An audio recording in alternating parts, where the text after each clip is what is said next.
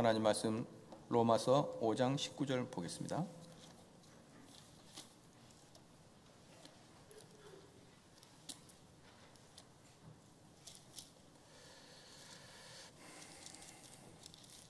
로마서 5장 19절 말씀. 로마서 5장 19절 말씀 다 같이 한 목소리로 읽겠습니다. 한 사람이 순종치 아니함으로 많은 사람이 죄인 된 것 같이 한 사람이 순종하심으로 많은 사람의 의인이 되리라. 아멘. 웨스터밋 신앙고백서 제8장 보겠습니다.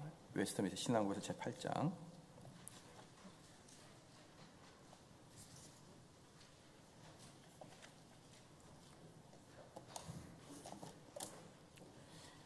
제8장 3절 4절 5절입니다. 제8장 3절 4절 5절 한 절씩 같이 한번 읽겠습니다. 시작.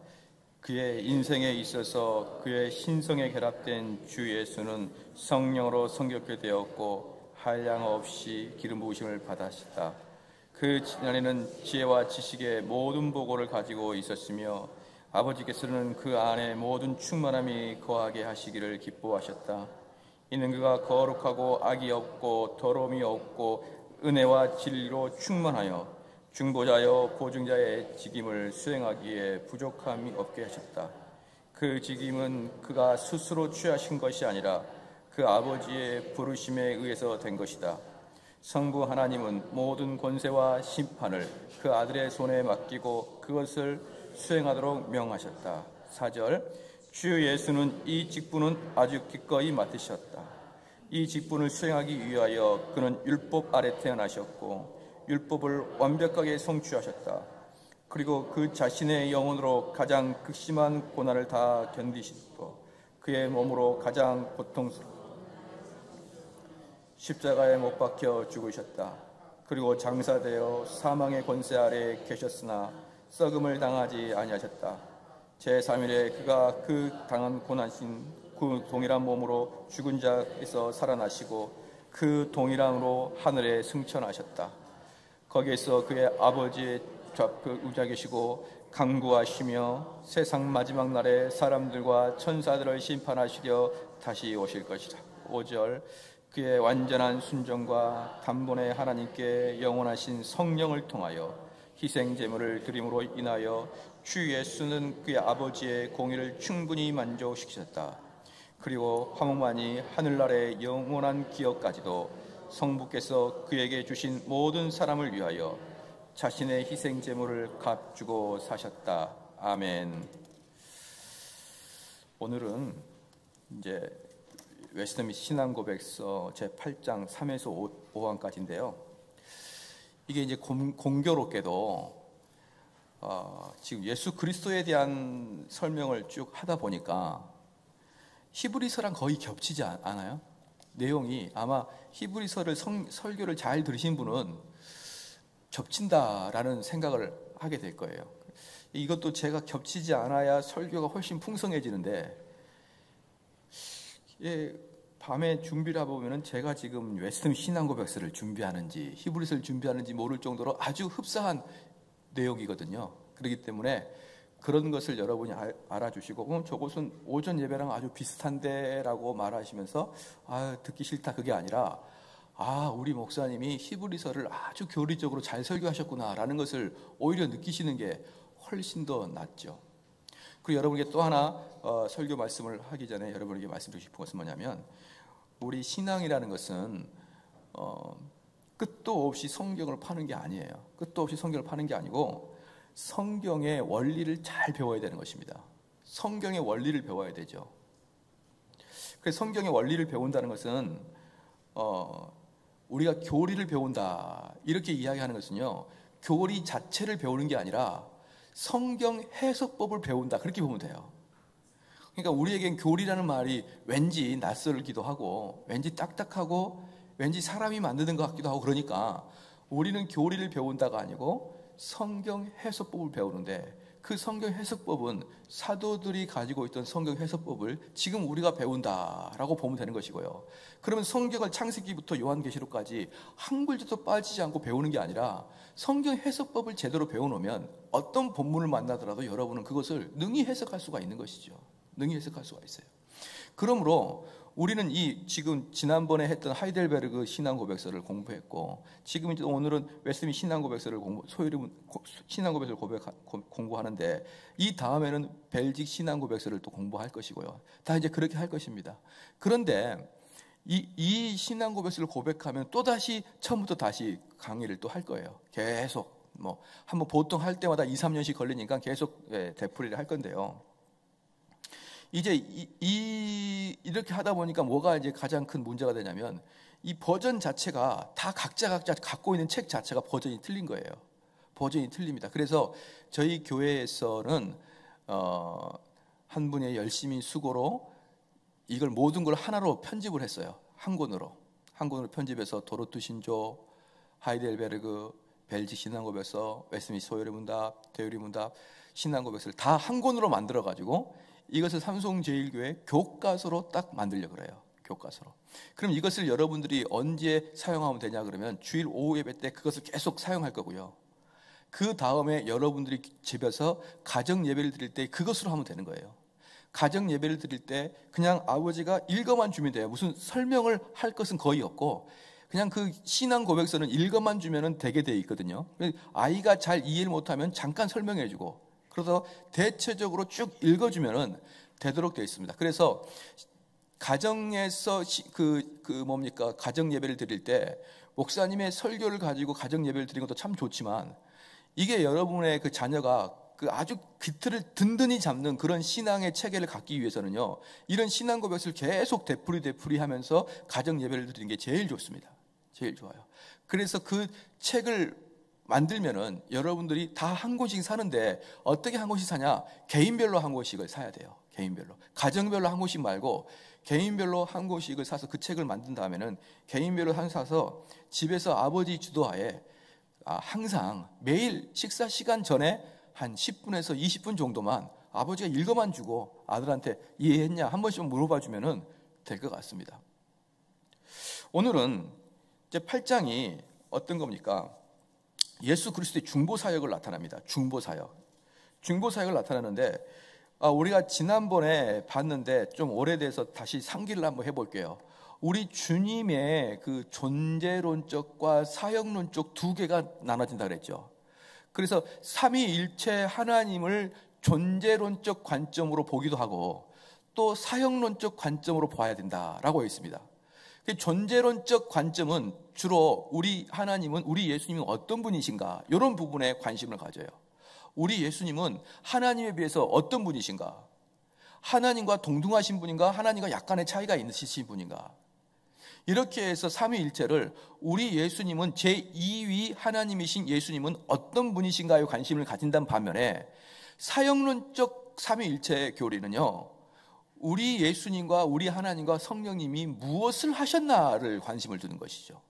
존재론적인 것은 우리 주님이 어떤 분이신가 이고, 존재론적 관점에서도요, 제일 어려운 게 우리 주님이에요. 예수님. 하나님과 성령님은 어렵지 않습니다.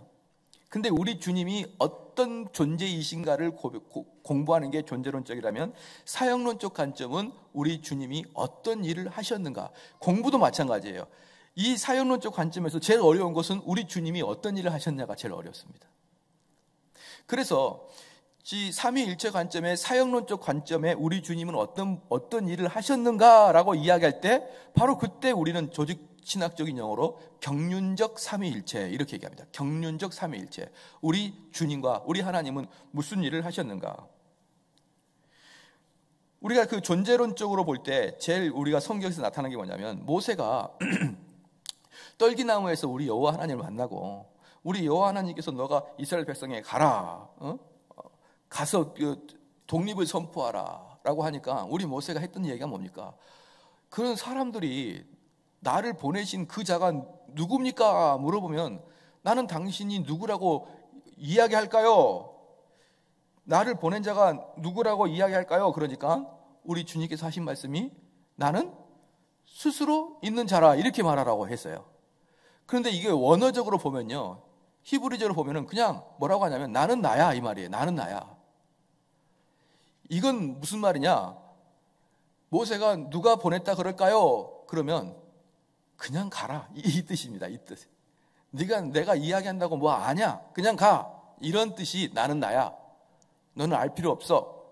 이런 뜻입니다. 즉 우리 하나님은 태초부터 감추어진 분이었습니다. 우리 하나님은 어떤 분이신지 자기를 드러내시지 않았어요. 그래서 계속 그 하나님을 드러내시기 위해서 제사법을 줬고요. 그 다음에 하나님을 드러내시기 위해서 제사장을 줬고 왕을 줬고 선지자를 줬을 뿐이지, 하나님이 어떤 분이신 거에 대해서는 구약에서는 철저히 함구하고 계십니다. 그런데 우리 예수님이 오심으로 말미암아 우리 예수님을 본 자가 우리 아버지를 봤다라고 이야기했듯이, 우리 예수님을 볼 때 비로소 하나님이 어떤 분이구나라는 것을 존재론적으로 알게 되기 시작한단 말입니다. 이런 것은 존재론적인 것이고요. 그 다음에 하나님이 어떤 분 일을 하셨는지는 경륜적 삼위일체라고 합니다. 경륜적 삼위일체 가장 대표적인 게 뭡니까? 우리 성부 하나님은 우리를 선택하셨고 누구를 구할 것인가 선택하셨고, 우리 성자 하나님은 그 선택한 자를 위해서 십자가에서 고난당하심으로 하나님이 요구하신 공로를 다 이루신 분이 예수 그리스도시고, 그 예수 그리스도의 완벽하게 이루신 공로를 저와 여러분에게 21세기 현재 오늘도 여전히 활동하셔서 우리 마음속에 그것을 접붙이시는 분이 누구십니까? 성령 하나님이신 것이다. 그래서 우리는 그럼 왜 그렇게 우리 예수님이 이렇게 대단하시고 이것을 알아야 되느냐? 이 삼위일체 교리를 왜 알아야 되고, 우리 주님께서 무슨 말씀을 하셨고 무슨 존재이고 어떤 일을 하셨는지 아는 게 왜 중요하냐? 요한복음 17장 한번 해볼까요? 요한복음 17장.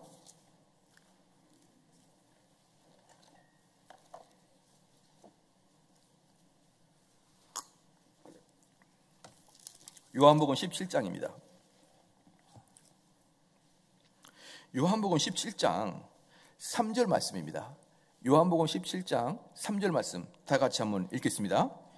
영생 곧 유일하신 참 하나님과 그 보내신 자 예수 그리스도를 아는 것이니라. 지금 여기서 말씀하고 있는 게 무엇입니까? 영생이 무엇입니까? 다른 말로 천국 가는 걸 말하는 거예요. 천국 가는 거. 구원받는 것을 이야기합니다. 그럼 구원이 무엇이냐? 영생이 무엇이냐라고 할 때 하나님과 예수 그리스도를 아는 것이 영생인 것이에요. 그러니까 우리가 이 말씀을 진심으로 믿는다 그러면 우리는 하나님과 예수 그리스도를 알아가는 공부가 얼마나 소중한 것인가를 알 수가 있는 것입니다. 우리 하나님께서는 어떤 분이시고 우리 예수님께서는 어떤 분이시고 그분들이 어떤 일을 하셨는가를 아는 것이 구원이다 이 말이에요. 그러므로 우리는 모든 것들을 우리 신앙생활을 하는데 모든 목적은 예수님과 하나님을 알아가는데 총력을 기울여야 되는 것입니다. 그러면 이제 3절 신앙고백서 8장 3절을 잠깐 보면요, 그의 인생에 있어서 그의 신성이 결합된 주 예수는 성령으로 성결케 되었고 한량없이 기름을 부으심을 받으셨다. 그 안에는 지혜와 지식의 모든 보고를 가지고 있으시며 아버지께서는 그 안에 모든 충만함이 거하게 하시기를 기뻐하셨다. 이는 그가 거룩하고 악이 없고 더러움이 없고 은혜와 진리로 충만하여 말하면서 그 다음에 제가 말씀드리고 싶은 게 뭐냐면 중보자여 보증자의 직임을 수행하기에 부족함이 없게 하셨다. 그러니까 지금 여기서 지금 3절에서 여러분이 꼭 기억할 것은 뭐냐면 우리 예수님께서는 언약의 중보자이면서 언약의 보증인이었다 이 말입니다. 지난번에 제가 중보자에 대해서 설명을 했던 거 혹시 기억이 나십니까? 중보자는 양측에 공의, 유익이 있어야지만 중보자가 되는 것이에요. 한쪽만 변호하는 것은 그건 중보자가 아닙니다. 보통 보면은 어떻습니까? 그 남편하고 싸우면은 그 시어머니가 그걸 알면은 남편과 아내를 같이 혼내다가 끝내는 그래도 며느리가 좀 참아라 이러면서 마지막에는 아들 편을 딱 들어요. 또 친정어머니 알면은 결국 사이 자네가 좀 참소 이러면서 나중에는 마지막에는 며느리 편을 딱 듭니다. 그러니까 그분들은 중재자가 될 수가 없어요. 열불자는 될 수 있어도 중재자는 될 수가 없다. 남편하고 싸우는 것도 억울한데, 아내랑 싸운 것도 억울한데, 친정집 한번 갔다가 시댁 갔다가 더 억울하게 다가올 수가 있기 때문에 두 부부가 싸움을 하게 되면 시댁 부모들은 참여하지 마시고요, 저한테 보내주시기를 간곡하게 축원합니다. 저는 얼마나 중간적인 중재자 역할을 하겠습니까? 부부가 싸우면요, 중재자는 오직 목사밖에 없어요. 한번 생각해 보십시오. 누가 있나? 부모님도 안 되고 친구도 가도 여전히 친구도 정확하게 중재 역할을 못합니다. 그 친구가 아무리 객관적인 마음으로 중재 역할을 한다 그래도 그 친구가 남편의 친구면요, 그 아내가 그 남편의 친구 이야기를 고깝게 들어요. 고깝게. 결국은 남편 편을 들겠지 이러면서. 그렇기 때문에요, 중재자는 어느 한편에 치우치면 절대로 안 됩니다. 중재자는 양쪽에 공이 유익을 줘야지만 중재자가 된다 이 말입니다. 그러므로 사랑하는 성도 여러분, 그 중재자 역할을 우리 주님께서 어떻게 하신다 그랬습니까? 우리 인간의 편에서 하나님께 받을 은총을 받아내는 것이 예수 그리스도의 하실 일이에요. 우리 인간의 편에서는 정말 필요한 게 무엇입니까? 하나님의 은총, 하나님의 죄사함만이 필요하지 않습니까? 그것을 받아내는 것이 무엇이라고요? 예수 그리스도가 중재자 역할을 하는 것입니다. 그럼 또 하나, 하나님께서 요구하시는 게 무엇일까요? 그럼 하나님께서도 이 예수님을 통해서 요구하는 게 있을 게 아닙니까? 하나님은 일방적으로 우리에게 주는 게 아니에요. 하나님에게도 중재자로서의 역할을 우리 예수님이 감당하셨기 때문에 우리 예수님은 하나님에게 무엇을 드렸을까요? 우리 예수님은 여기에 다 나와 있습니다. 이 방금 읽었던 3절, 그 중간에 중보자여 보증자의 직임을 수행하기에 부족함이 없게 하셨다. 그 직임은 그가 스스로 취하신 것이 아니라 그의 아버지의 부르심에 의해서 된 것이다. 성부 하나님은 모든 권세와 심판을 그 아들의 손에 맡기시고 그것을 수행하도록 명령하셨다. 그리고 4절 읽겠습니다. 같이 한번 시작. 주 예수는 이 직분은 아주 기꺼이 맡으셨죠. 우리 주님께서 어떻습니까? 우리 하나님께서 주신 그 직분을 뭐라고 했죠? 기꺼이 자원함으로 기쁨으로 맡으시고, 그 다음에요, 시작. 이 직분을 수행하기 위하여 그는 율법 아래 태어나셨고 율법을 완벽하게 성취하셨다는 거예요. 그러니까 지금 우리 하나님 편에서의 중보는 어떤 것이 필요하냐 그러면, 내가 지정해 놓은 율법을 지켜야 된다 이 말이야. 지켜야 된다. 그래야 우리 하나님은 공의로우신 하나님의 속성을 버리지 않게 된다 이 말입니다. 그러므로 우리 예수님은 하나님 편에, 우리 인간 편에 속해 있으면서 하나님 편으로부터 받아내는 중보자의 역할은 무엇이냐? 하나님, 우리 인간의 죄를 용서하여 주십시오라고 부탁드린 것이고요. 하나님 편으로 돌려드릴 중보자의 직임은 무엇이냐? 내가 저 못된 인간들이 실패한 모든 불순종한 것을 제가 다 지켜드려서 우리 하나님의 공의를 만족시켜드리겠습니다, 이 뜻이에요. 이 두 개를 우리 주님이 중보자의 역할로 하셨다라고 우리는 지난 시간에 봤습니다. 그래서 우리 예수님께서는 이제 이 완벽한 중보의 역할을 했지만 또 하나 중요한 게 뭐냐면 보증까지 서주셨단 말이에요. 완벽하게 도장까지 찍어주셨다. 보증인이 되셨다. 그러므로 우리 예수님께서 보증이 되셨기 때문에 우리에게는 구원의 이탈이 있을 수가 없다라는 것을 보여주는 것입니다. 우리는 여기서 단지 우리 예수님이 우리를 중보를 하셨고 우리 예수님이 우리가 구원을 확신하기 위해서 보증을 주셨구나, 여기서 멈추면 안 되고요. 여기서 멈추면 아직 구원이 여러분에게 가고 있던 게 아니에요. 성령은 여러분의 구원을 어떻게 이루느냐? 그러므로 너희가 이 믿음 안에서 구원에서 탈락하지 않고 마지막까지 하나님이 너를 이끄시는다는 것을 깨닫게 될 때까지 여러분은 복음을 아직까지는 덜 받아들이고 있는 것입니다. 자, 그래서 지난번에 우리가 7장을 잠깐 한번 봤는데 7장에서 사람과 맺은 하나님의 언약에 관해서 이 말씀을 드리면서 어떻게 제가 말씀을 드렸냐면요, 이 하나님이 인간하고 언약을 맺어봐야 인간은 그 언약을 지킬 수 있는 힘도 없을 뿐더러 마음조차도 없는 거예요. 인간은. 그렇기 때문에 이 인간과 하나님이 언약을 맺는 게 아니라 하나님 스스로가 자기가 언약을 맺으면서 그 횃불을 제가 말씀드렸죠. 그 두 개의 이 짐승이 떨어져 있는데 그 사이를 누구만 간다 그랬습니까? 오직 여호와 하나님의 횃불만 지나가고 했죠. 그렇기 때문에 하나님께서 언약을 맺을 때 백성들 너와 내가 언약을 맺는 게 아니라 하나님 스스로 언약을 맺었는데 그 언약을 어길 시에는 하나님이 자기가 배를 자르는 그러한 역할을 하겠다라고 히브리서 제가 강의할 때 여러 번 말씀드렸습니다. 하나님께서는 언약을 맺을 때 자기 스스로 언약을 맺었고, 그런데 문제는 무엇입니까? 인간들이 무엇을 해버렸습니까? 하나님을 배신하고 말았던 것이죠.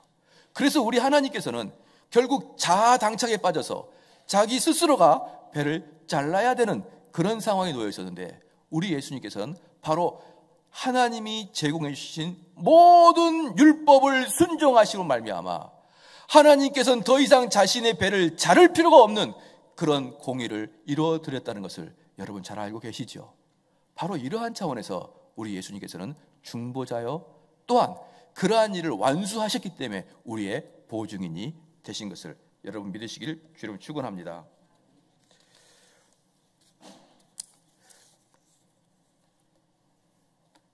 그러면 방금도 이제 그 11시 예배 때 여러분에게 설교를 말씀을 드렸는데, 도대체 율법의 존재 이유, 오늘은 또 제사법의 존재 이유가 뭐라고 했습니까? 시작.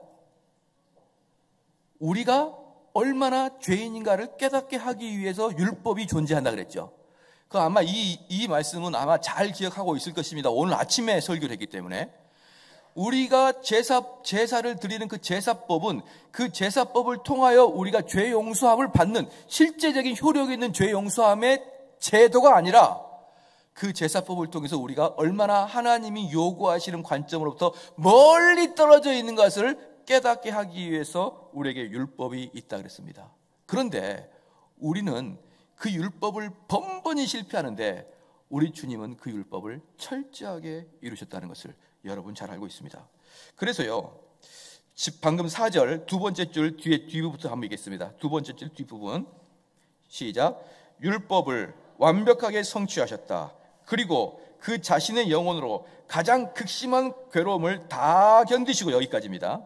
그러면 우리 주님께서 율법을 다 지켰는데 그 율법은 어떤 것을 말씀을 드리냐 그러면요,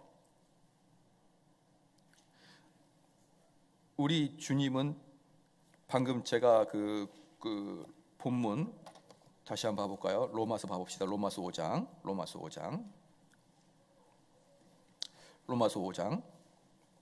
19절 말씀, 이게 본문이에요. 오늘 다 같이 한번 읽겠습니다. 시작.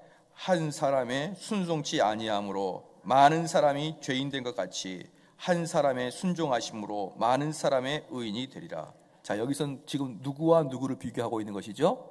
아담과 우리 예수님을 비교한 것이죠.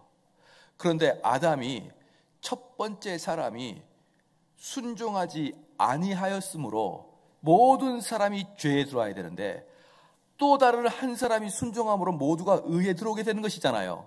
그러면 우리 예수님은 아담을 대신해서 아담이 겪었던 시험을 받아야 되는 거예요. 아담이 겪었던. 그러니까 우리 예수님이 다시 이것을 회복하려고 그러면 아담이 넘어졌기 때문에 아담이 겪었던 시험을 다시 해야 되는데, 아담은 어떤 시험에서 넘어졌죠?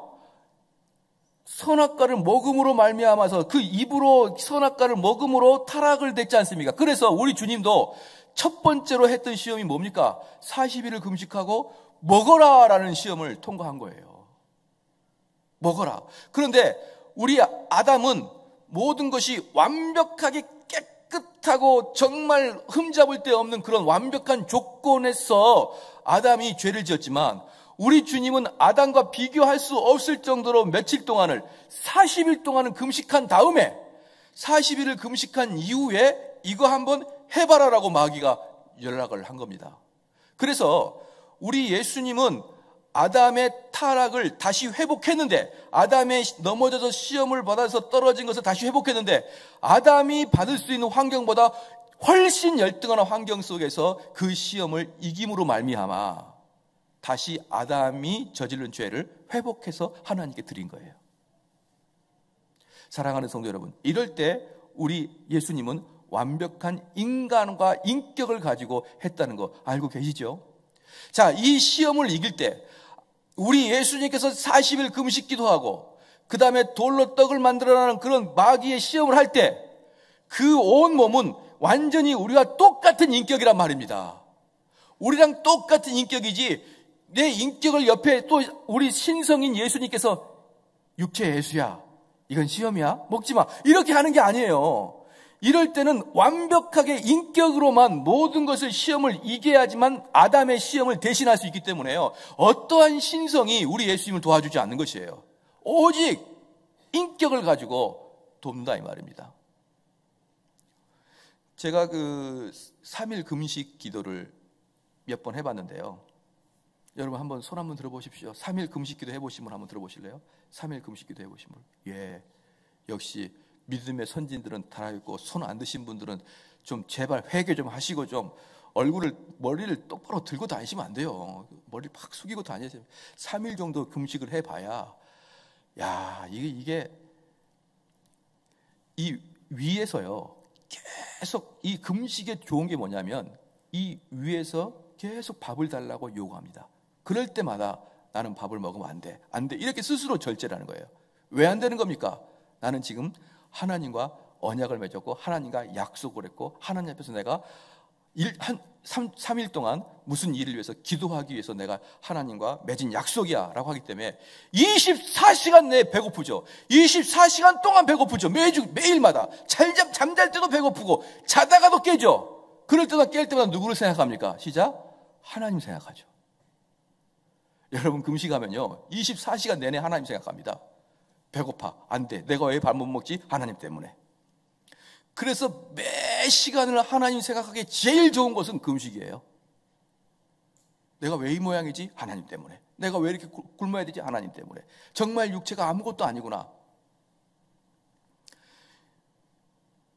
제가 3일 금식하면 이틀만 있으면 오션메타 집 앞에서 라면 끓인 냄새도 맡을 수 있어요. 모든 이 시선이요, 이 코로 집중이 돼가지고 그 멀리서 음식을 만드는 게 보글보글 냄새가요, 스피커로 들리듯이 내 귀에 들려요. 보글보글보글. 야, 이거 3일 금식해도 이러는데 40일 금식하신 나랑 똑같은 성경을 가지고 계신 우리 예수님에게 마귀가 야, 수고했다, 이제 돌로 떡을 만들어라 라고 할 때 그것이 시험인 것을 아셨기 때문에 우리 주님은 멈췄습니다. 그런데 또 하나, 며칠 동안 금식하셨죠? 40일을 금식했습니다. 이 40일 여러분 생각난 거 있나요? 모세가 파견한 12정탐꾼이 어때요? 40일 동안을 탐험하다가 10명이 아이고 우리는 거기에 비하니까 메뚜기가 뜹디다, 못 가겠습니다. 그렇게 해서 어떻게 했습니까? 하나님이 진노하사 하루를 1년으로 잡아서 40년을 광야에서 하나님이 돌리셨죠. 그 40일은 또 모세가 실패하게 된 결정적인 일이었습니다. 그래서 우리 주님께서는 40일을 금식하고 먹는 시험에서 이긴 것은 모세의 시험의 낙방과 아담의 시험의 낙방을 동시에 다 회복한 그러한 일이었습니다. 이게 우리 주님이 하신 일이었습니다. 그 다음에 계속적으로 읽어보겠습니다. 그 몸으로 가장 고통스러운 고난을 참으셨으며, 이게 이제 그런 말씀이죠. 그러나 이것보다 더 중요한 게 뭐냐면 십자가에 못 박혀 죽었습니다. 그러면 사랑하는 성도 여러분, 여기에서 한 10년 전에 한국에 보여줬던 더 패션 오브 크라이스트라는 그 영화가 있었어요. 많은 사람이 그 영화를 봤는데 이 영화의 중점은 이 영화의 중점은 얼마나 우리 주님께서 고통을 당하셨는지를 보여주는 것입니다. 그래서 자그만치요. 야, 여러분, 이게 너무 징그러웠습니다. 주님의 등을 때리는데 10분 동안을 보여줘요. 그 채찍질 당하는 것을 10분 동안을.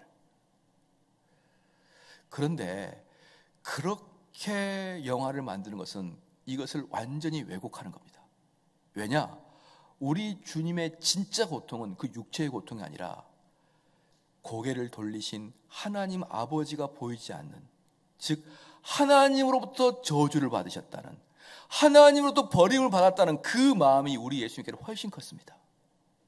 그렇기 때문에 육체의 고통에 집중시키는 더 패션 오브 크라이스트는요, 우리를 자칫 우리 주님의 육체의 고난에만 집중할 수가 있는데, 사실 우리 주님의 가장 큰 고난은 더 이상 얼굴이 보이지 아니하는 그 아버지 하나님의 모습, 그 모습 때문에 우리 주님이 가장 크게 고통을 당하셨던 것이에요.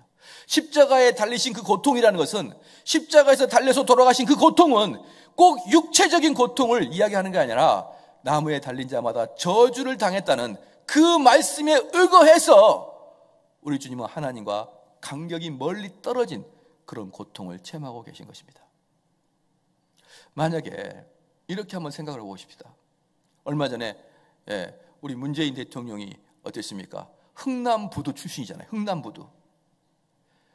그 미군 배를 타고 올 때 그 부모님이 그 배를 타고 오셨잖아요. 그때 그런 환경 속에서 한번 생각을 해보십시오. 내가 애긴데, 내가 아이인데 어떻게 하다가 우리 부모의 품으로부터 떨어져 나가버린 거예요. 어때요? 어떻게 하다가 부모는 탔는데 얘를 집어주려다가 결국은 못 주고 얘하고 부모가 떨어졌습니다. 그때 그 아이의 심령은 어떻겠냐 이 말이에요. 그 아이의 심령은 살아도 산 것 같지가 않는 거예요. 그 아이는 오직 엄마 아빠가 없다는 것만으로 악을 쓰고 우는 것입니다. 그가 배고파서 우는 게 아니라, 고통스러워서 우는 게 아니라 엄마 아빠가 보이지 않는 것을 때문에 우는 거예요. 우리 주님의 가장 큰 고통은 육체적인 고통이 아니라 하나님과 떨어진 고통, 즉 영적이요 정신적인 고통이 훨씬 컸습니다. 그게 바로 십자가의 고통이라고 하는 거예요. 십자가의 고통. 그 다음에 그리고 장사되어 사망의 권세 아래 계셨으니 썩음을 당하지 아니하셨습니다. 제3일에 그는 그가 고난을 당하신 그 동일한 몸으로 죽은 자에게서 살아나시고 그 동일한 몸으로 하늘에 승천하셨습니다. 거기에서 그의 아버지 보좌 우편에 앉으시고 간구하시며 세상의 마지막 날에 사람들과 천사들을 심판하시려 다시 오실 것입니다. 사랑하는 성도 여러분, 그러면 우리 예수님께서 그런 일을 완수하셨기 때문에, 아까 오전 말씀에도 제가 여러분의 설교 말씀드렸지만, 우리 주님은 그 일을 순종하셨을 뿐더러 그 일을 완수하신 것이에요. 그렇기 때문에 우리 주님은 이제 중보자의 자격을 스스로 그 율법을 성취하심으로 중보자의 자격을 땄기 때문에 이제 우리 주님은 그 몸을 가지고 하나님 우편에 앉아 계시면서 우리를 끝없이 뭐 하신다고요? 변호하시고 하나님께 우리를 이해시키시고 그러한 사역을 계속하신 다음에 그 다음에 우리 주님께서 마지막에 심판하러 오실 것이다. 할렐루야. 그 몸이. 자, 여기에서 쭉 지금 구원을 말씀을 드리는 건데 어느 거 하나 너희 어떻게 하라 없죠? 어느 거 하나 이 사항을 읽는데 어느 거 하나 우리에게 무엇을 하라? 이게 없는 거예요. 철저히 구원은 무엇입니까? 우리 하나님께서 무슨 일을 하셨고 우리 하나님께서 예수님을 통해서 무슨 역사를 우리에게 주셨고 이것이 바로 구원이기 때문에 그렇습니다. 제5절입니다. 그의 완전한 순종과 단번에 하나님께 영원하신 성령을 통하여 희생제물을 드림으로 인하여 주 예수는 그의 아버지의 공의를 충분히 만족시켰다. 자, 이게 무엇입니까? 중보자의 사역을 충분히 했다 이 말이에요. 중보자 사역을. 여기서 공의를 충분히 만족시켰다. 그런데 그 공의를 충분히 만족시킨 것은 완벽한 순종에 의한 우리 예수님이 그 자격을 획득하신 것입니다. 자격증을 공부를 해서 따신 거란 말이에요. 그래서 그 자격증이 되신 것입니다. 그리고 화목만이 아니라 하늘나라의 영원한 기업까지도 성부께서 그에게 주신 모든 사람을 위하여 자신의 희생제물로 값주고 사셨다는 것이에요. 다시 말씀드리지만 히브리서 보았지만 그것을 완수하셨다. 그것을 성취하셨다. 우리 주님은 단지 서정적인 신앙, 나는 너를 불쌍히 여기고 나는 너를 위해서 내 몸을 다 하고 싶어, 이런 서정적인 신앙뿐만 아니라 저와 여러분이 천국 갈 수 있는 완벽한 것을 이루셨단 말입니다. 사랑하는 성도 여러분, 그러면 이제 우리가 이것을 통해서 무엇을 알아야 되느냐? 무엇을 알아야 되느냐? 우리 주님께서는요, 이 땅에 오실 때 오신 이유가 있습니다. 우리 주님은 이 땅에 오실 때 오신 이유가 있는데,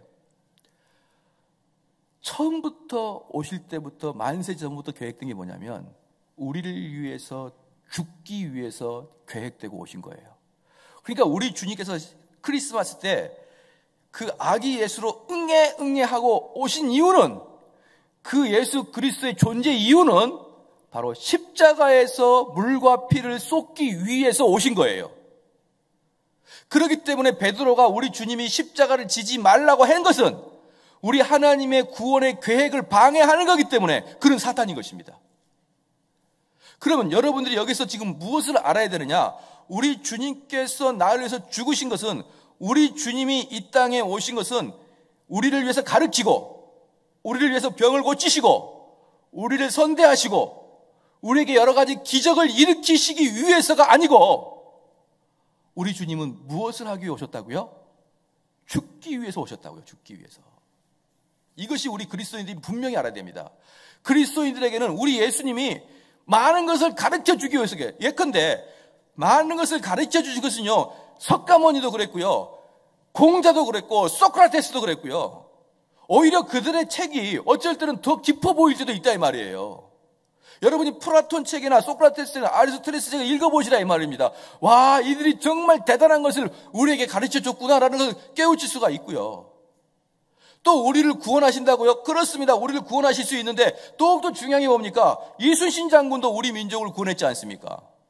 그래서 만약에 그분이 우리에게 가르치시기 위해서 오셨고, 그분이 우리에게 뭔가를 그 기적을 베풀기 위해 오셨고, 우리에게 병을 고치기 위해 오셨다, 이렇게 접근하게 된다 그러면 예수님 아니고라도 그런 사람은 이 세상에 얼마든지 있습니다.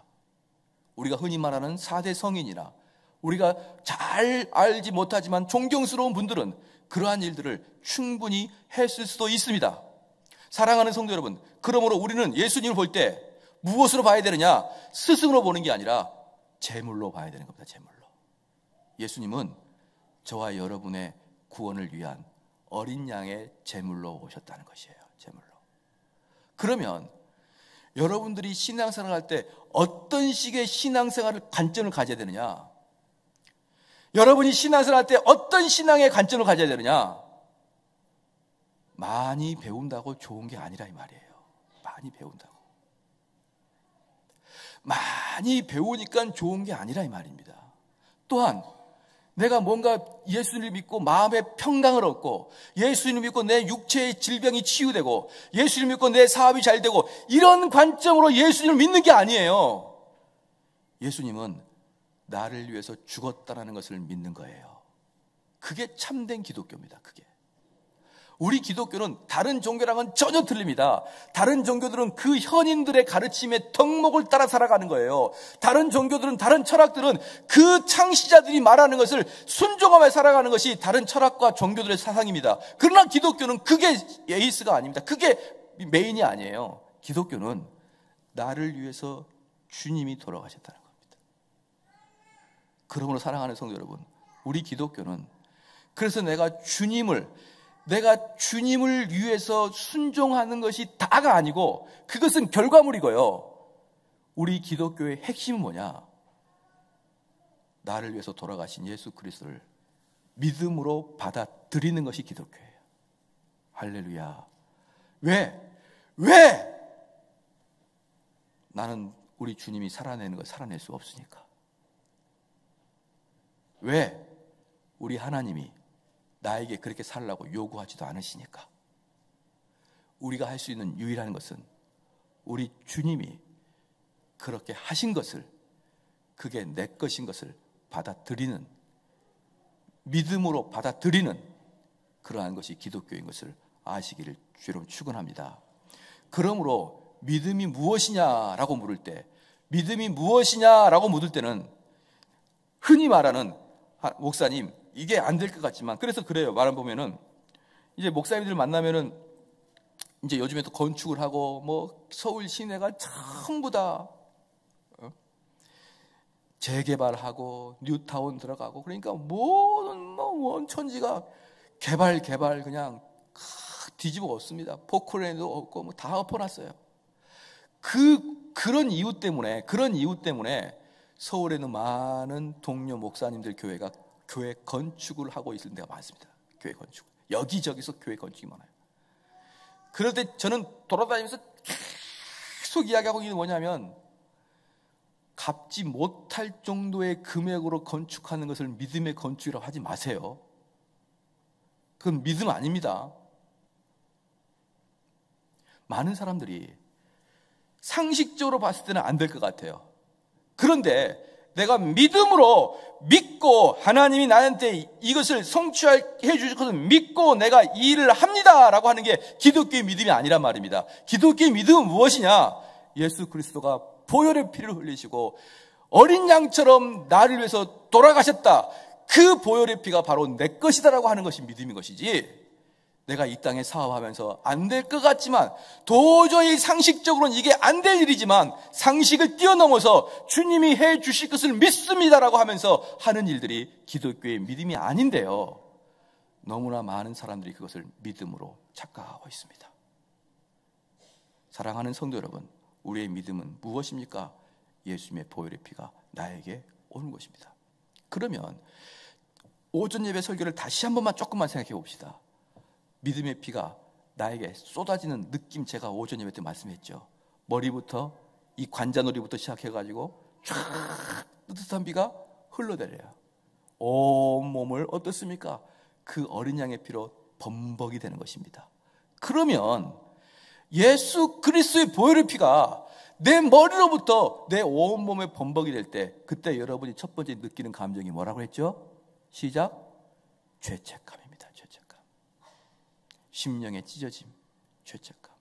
그래서 우리 성도들이 우리 주님께서 나를 위해서 대신 돌아가셨고 그 보혈의 피는 내 것입니다라고 믿습니다라고 하는 사람의 마음 상태는 크나큰 죄책감에 빠져야 되는 것입니다.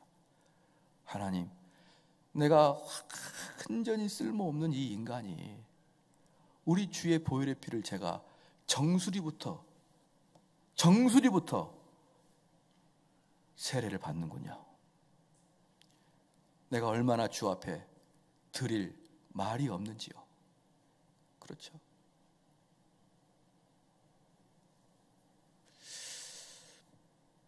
여러분, 한 번만 꼭 생각해 보십시다. 내 마음에 정말 정의로움이 싹 트시는 분들이요, 제가 누차 설교를 해도 이게 잘 받아들이지 않는데, 여러분 진짜 내 존재를 깨달으면요, 외부를 향해서 정의를 외치지도 못한다니까요. 정의를 외치지도 못해요. 이 나라가 이래야 됩니까? 이게 나라입니까? 제가 물어볼게요. 너는 너니? 너는 그렇게 말할 만큼이나 괜찮은 놈이니?